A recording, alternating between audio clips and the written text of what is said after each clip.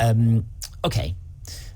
We'll move on. Thank you for your contributions. Some really powerful contributions, really personal contributions as well to that story. Heck of a way to end. Great discussion with Jane. Yeah, I think you're right. And you know, yes, we've had a lot of negative tonight. Yes, we talked a lot about the way that I think social media and tech companies, etc., have eroded quite a lot of us, eroded a lot of the human experience.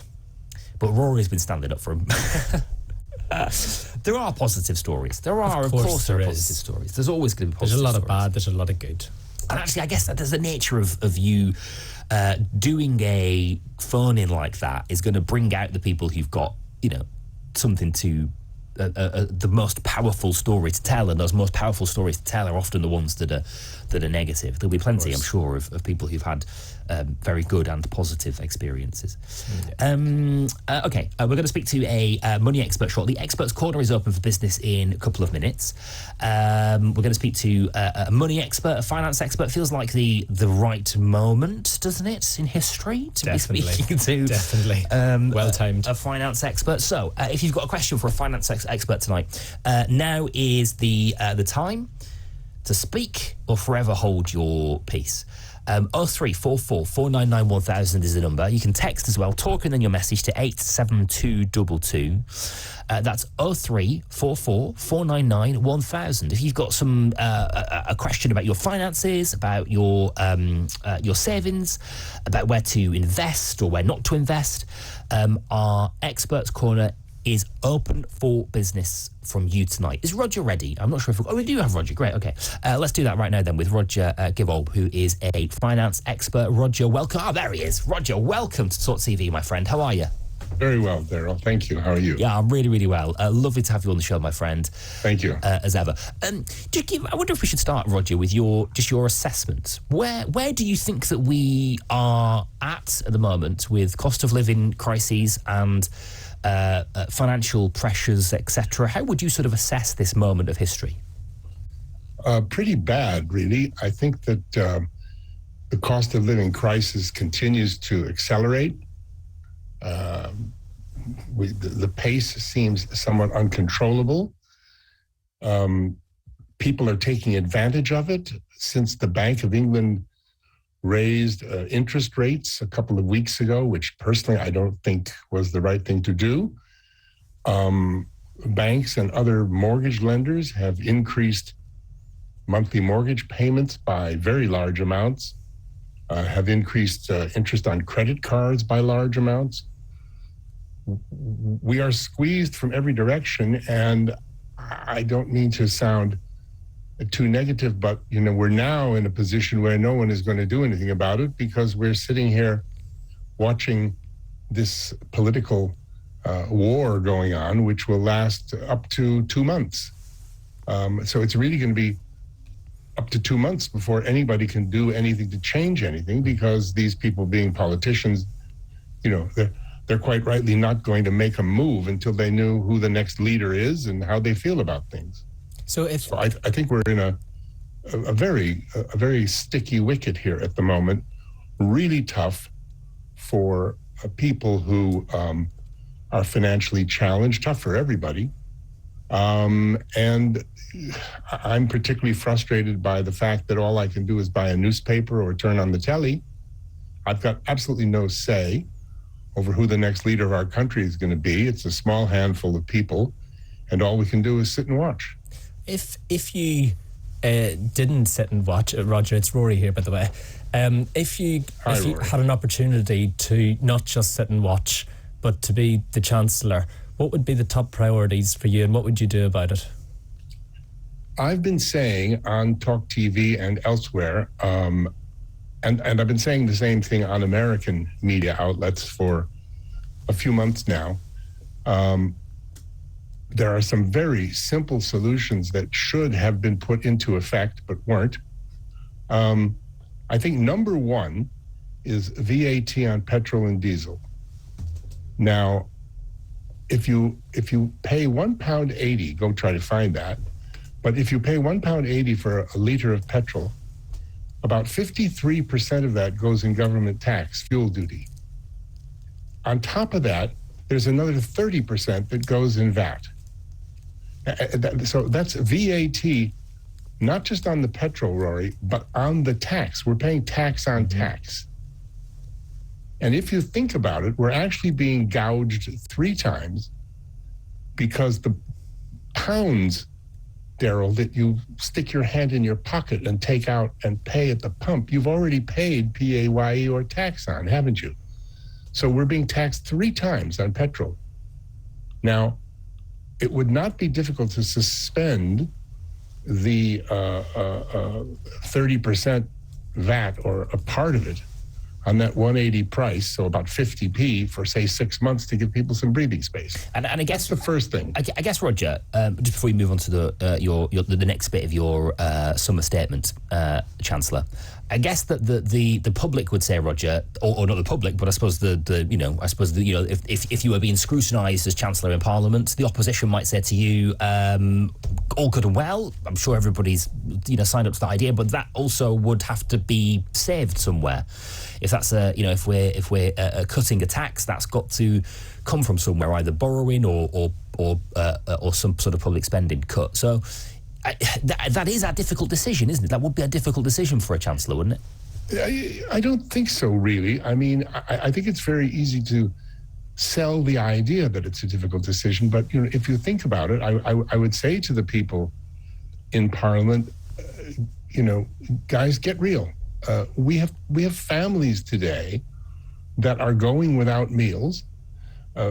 More than 50% of the British public has used less energy in the past month, and more than 50% have spent less money on food in the last fortnight, according to the Office of National Statistics.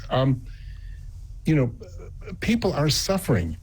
Planning for the future, that our balanced budget should be really, where it should be in 10 or 20 years' time. Who in the world knows what's going to happen in 12 months? Right now, we've got people in desperate straits. We've got an NHS that isn't working. We have ambulances that don't arrive on time. We need some pressure relieved now, and the future, to a certain extent, can take care of itself. I'm really not convinced by the argument, oh my gosh, we'll build up debt, which in X years will be uncomfortable. We're uncomfortable as hell now, and people need to do something about that. Okay. But forgive me, I'm not hearing where we would get that money saved from, though. If we were going to cut fuel taxes, that's going to be less money in the coffers, and that's what I'm saying is we will have to increase the national debt by that amount. I see. Sorry, you're saying borrowing. We've already. I mean, fine. What if we didn't spend the money during the pandemic? Yes. That we spent because, oh my gosh, we'll build up more debt. Yes. The other thing, Darryl, is the government lent £45 billion to businesses, and they did it through organizations such as the British Business Bank and other, can I call them conduits, other financial institutions. And they have apparently lost billions through fraud, through inept, incompetent lending that no sane bank would do with its own money. So billions of pounds of our money have been, wasted on businesses that are never going to repay them, that have gone bankrupt. And there's great criticism around that program. So had we been more careful, we would have had that money to plug the hole. But we're at a stage now where I'm less concerned about a hole on an economist's model than I am about the families that I see, about the people who, I won't say who, but one of your fellow Talk TV presenters, when I mentioned the mortgage thing, said to me on a program the other day, yeah, my fixed rate mortgage expired and I just renewed it and my monthly payments are double. So, not only is that a tremendous pressure, but there isn't even a politician to talk to about some legislation that keeps the banks from doing it. Doubling monthly mortgage payments is a whole lot more than the amount by which the Bank of England increased interest rates. Where do they get away doing that? Yeah, fair point. Well, just very briefly, but we're going to take a break and then we'll take some questions, Roger, if that's all right. I'll fire some questions at you. What do you think of Nadhim Zahawi? He's now the Chancellor for now. I thought that he was probably a good choice as Chancellor. He seemed a level-headed businessman. I think that all the briefing against him now and all the things about his trusts and his taxes and all this... It's been investigated, isn't he, I think, or it's been investigated by HMRC. I was very struck by the debate on Friday night, which I thought was pretty tame, frankly. They didn't really get into territory that they could have gotten into. There were obvious questions for many of the candidates. I didn't feel that any of them looked particularly prime ministerial. I think they all looked like brilliant cabinet ministers, and any one of them could evolve right before our eyes into a very competent prime minister. But I didn't see any superstars on the evening. They say that Tom Tugendhat came off best. He did well, yeah, by all accounts. Yeah. But a couple days before, Tom, who I've met in Parliament once very briefly, and I've always thought he was a good guy, despite his lack of long experience in politics and business. He was mainly in the military. A couple days before, he proposed 10p off the price of petrol. Well, that's as ridiculous as Rishi's 5p, which never even touched the sides. Right. So these not hard enough, right? People, they don't live in the real world. Okay, Roger, no answers from those at the top of government on these issues, but Roger will give us some answers to some of your financial questions tonight. I hope, Roger. I'll try. Good man. Okay, now is the chance. It is a perfect opportunity, this, for you to get your questions answered. It doesn't have to be about fiscal policy at the top of government. We've just spent about 10 minutes talking about that, but just what's going on in your personal finances, some advice about your spending or your saving or loans or whatever else, or your mortgage or whatever it might be. I am sure that for pretty much all of us at the moment, there is a financial question lurking somewhere in our minds, something that we were a bit uncertain about, something we would like some advice on.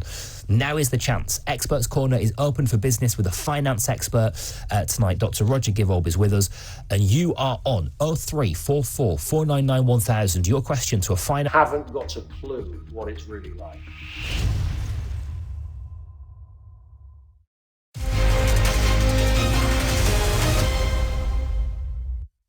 Hello there, this is Talk TV, live from the Talk Radio studio tonight. I'm Darryl Morris. Rory Smith is with us as well. And finance expert Dr. Roger Gewolb is taking your questions tonight. Your chance to ask a finance expert anything. 0344 499 1000 is the number. Pick up the phone right now with your question on finance. Haven't got a clue what it's really like.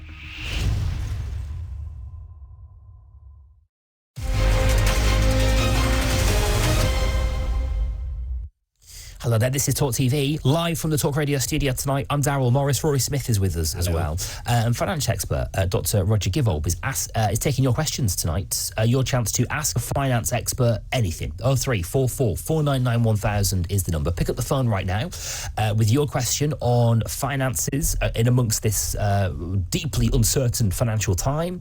And Roger will step up, and if he can, answer. No pressure, Roger, but if he can, he'll answer your question. Let's start with Tom. This is a really good question, actually, and I think perhaps on the minds of all of us at the moment. Tom says, does Roger have any tips at all with energy bills, or are things like shopping around just a lost hope now? Yes, I do. I have a lot of tips. Shopping around is certainly worth doing. Shop later in the day. Prices actually go down. Buy generic. So, give up your favorite brands for a while, and all supermarkets have their own generic brands that they sell. Frankly, I've never been able to tell the difference, and a lot of people never go back. In the past week, Mars has stopped deliveries of, for example, Whiskas for cats, because Tesco will not sell at their new price. Right. Tesco, which is huge, said, we're going to protect our customers during this cost of living crisis. The government can't, but we can. That happened with Heinz as well, didn't it? And Sainsbury's. And Kraft Heinz, with absolutely, Darryl, with baked beans and ketchup. I was coming on to say, same thing. And no, same thing. And Tesco said, sorry, not on. and they both have stopped deliveries. The lorries have stopped arriving at the Tesco stores, and it's battles and negotiations between supermarkets and their suppliers have gone on for decades, guys, but always very politely behind closed doors. And even now the experts are saying this will come to a, quote, elegant settlement, unquote, in the not too distant future. But this time they've come out in the open and they've made it public. So buy Darryl Morris baked beans. They're probably just as good as Heinz. Okay, They sound great. You'll save some money, that's for sure. That's what I've heard. People are saying that. Okay, a really good tip, Roger. Just a point. Forgive me if I wasn't clear. Tom asked about energy bills as well, specifically. About I was coming on to yes. pull your plugs out of the mains for things you're not using. They actually use energy all day and all night, even though they're not turned on. Telly, other things like that. You'll save money like that. Look around and use price comparison sites, price comparison websites to find the right energy supplier.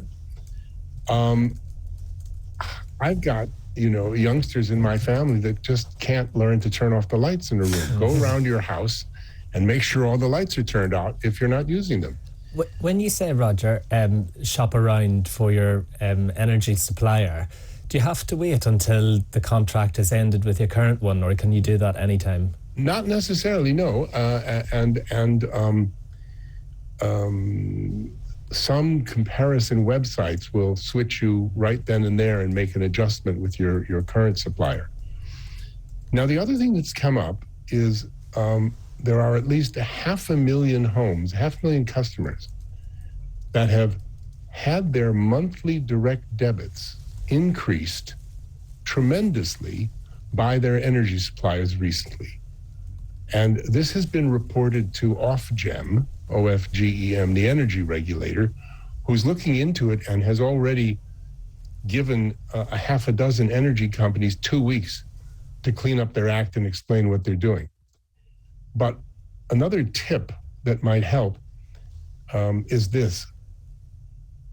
Direct debits are, as the Citizens Advice Bureau and others will tell you, merely an accommodation that you make for your supplier.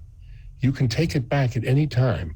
A little known fact is what's called the direct debit indemnity. And if you call your bank and say, they're taking so many pounds per month on my account and I don't think it's right, please send the money back to me. Most times your bank will. And that's then a pretty good negotiating position to be in with your supplier, saying, look, you've been taking X pounds per month and I don't think that that's right, that's too high. They'll listen to you because they're not holding your cash. If you actually Google my name, Gewolb, and the words direct debit, you'll see a video I made some time ago explaining the direct debit indemnity and how you can get your money back. Right. A lot of energy suppliers continue to collect the direct debit even when you're in credit with them. Right. Wow. Blimey. Goodness. So that's a great way to save money, is don't pay them when you don't owe them. Yeah, very good point. Listen, I want to move on to this, right? Because we've got a couple of calls I want to get to. Sure. And about 10 minutes or so to get them in. And would love to take your call as well, by the way. Roger's answering your questions tonight on finance. 0344 499 1000. Give Roger a call, ask him a question, and we'll get you some tips and some advice on your personal finances. 0344 499 1000. Terry in Newcastle has called. Hi, Terry. Hello, Darryl. How are you doing? Yeah, really well. You're on with Roger. Yeah, basically, I'm on like an average wage, 26,000 a year, right? So I've got about £2,000 a month. Since the start of this year, it's cost me £600 a month more. So basically, every single month, Just life. I'm in deficit, Yeah, right? Right. And this is, and basically, I'm doing all right? But I'm in deficit now. No days out, no nothing. Petrol, food, everything. Gone. We've had this Tory leadership thing. When they come back in September, it's going to go up another £800 a In year. October, yeah. The fuel, right? We can't do anything about that, right? So all this time, the Tories are away. The petrol's not going to come down. Nothing is going to happen in that time. And when they come back and say, "Oh, look, Penny Morden or Theresa May," Liz. I don't think it was Theresa May. Yes, but she's Liz Truss. Theresa May. Yeah. Go on, Terry. Anyway, go on. Ask Roger a question because this is good. What do you want to hear? Basically, when our heating, I live in Newcastle, and it gets winter cold in October. Yeah. Right. Right. When the heating goes on and it's going up £800 a month, right, I cannot pay my bills. And I'm not the only one. There's lots of people under me. We are going to have a catastrophe that we've never seen before, because basically we're going to see the energy companies going to the government and saying, we're going to go bust because nobody is paying their bills. And it's happening. So what do you want to know from Roger? I want to say to them, right, what can anybody do to avoid this catastrophe? You can hear the desperation there, can't you, Roger? Yeah, I feel for you. I mean, there are. I get dozens, hundreds of people in exactly the same situation. It's just terrible. We didn't actually. I didn't actually finish my list of things that should be done. I mentioned the VAT on petrol, but I mean, Terry, there is something that should be done, and they are talking about it. The green energy levy that we pay on home energy costs should be removed and paid by the windfall tax on the energy companies. Why should we pay it? Oh gosh, no, we shouldn't cut anything because it'll build up debt in the future. Well, my answer to that is the same as my answer here. I'm very sorry, but zero carbon emissions in David Attenborough and all the rest of it may just have to wait a little bit longer. But it's going to be paying that green energy. That's £1,000 a year. I understand the point you're making there, Roger, and you know, I get it's a delicate balance and difficult decisions have to be made. But it's going to be 40 degrees Celsius on Monday.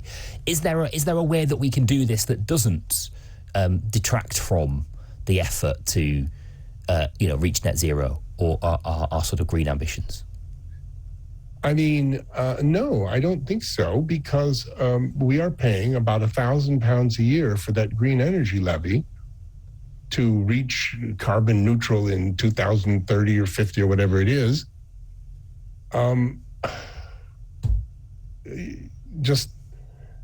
There's nothing else. There's no other moving parts to play with. And when you hear stories like Terry's against, there's some people, some academics and scientists and others argue that climate change is climate change. It's not actually being caused by us mortals. Not very many of them, though. The vast not very majority. many, but some people will tell you that Elizabethan England had a tropical climate for a period of time. No, Roger, the vast majority. I'm not arguing about climate change one way or the other. All I'm saying, though, is it's not here today. It's here on Monday. It's going to be 40 degrees Celsius. You can't possibly tell me that removing green levies on the weekend at which it reaches 40 degrees Celsius in the UK for the first time is a good idea, surely.